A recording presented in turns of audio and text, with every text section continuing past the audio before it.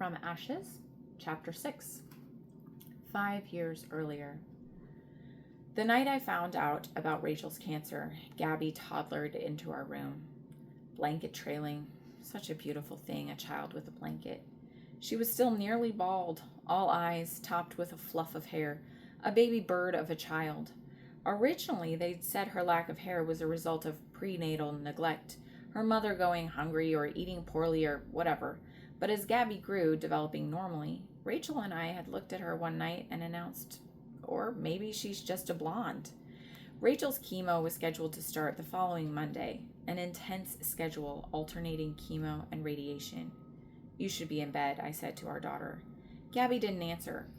Instead, she went up to Rachel, held her mother's face in her hands, looking serious, like she was about to say something profound.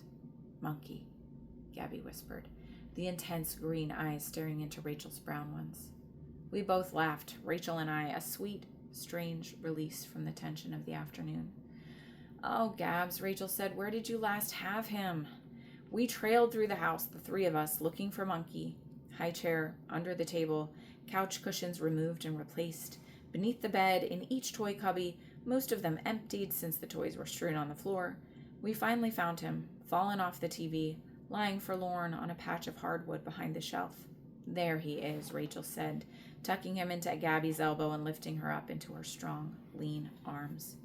She didn't look like a sick woman, my wife.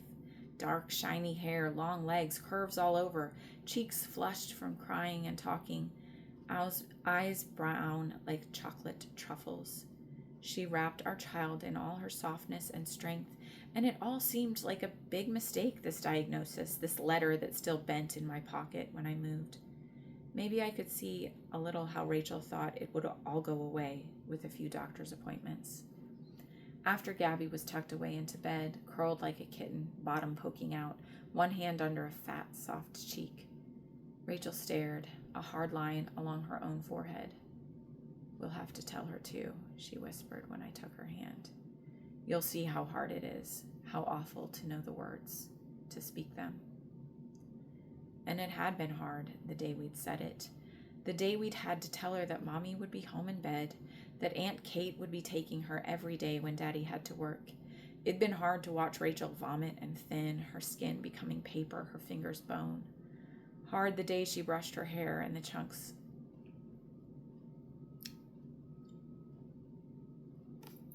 fell on her shoulders, sitting there like a forlorn fur scarf. The way she looked in the mirror, brushing in steady strokes until only wisps remained, and she'd said to me, still staring at her reflection, "Shave it." I had.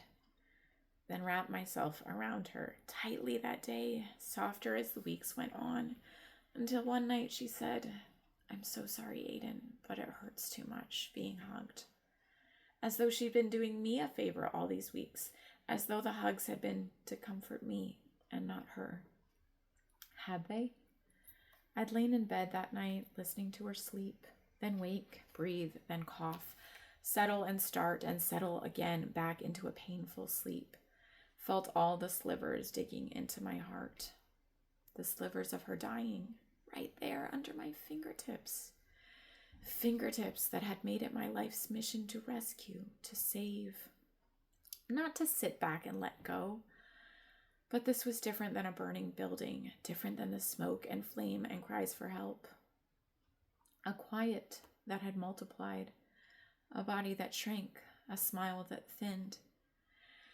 And so I buried that first little sliver the deepest, that first slice of hurt, that stab at not knowing, of not being told the first minute she knew she had cancer. This disease, it wasn't a thing about me. It never had been. Beside me, Rachel jolted awake again, and I helped her shift and adjust. The next day, they brought in a hospital bed. Rachel and Gabby played with the buttons, moving the bed up and down, turning on the TV, giggling at the novelty of the bed in the living room, as though they were both children and this was all a game at a sleepover.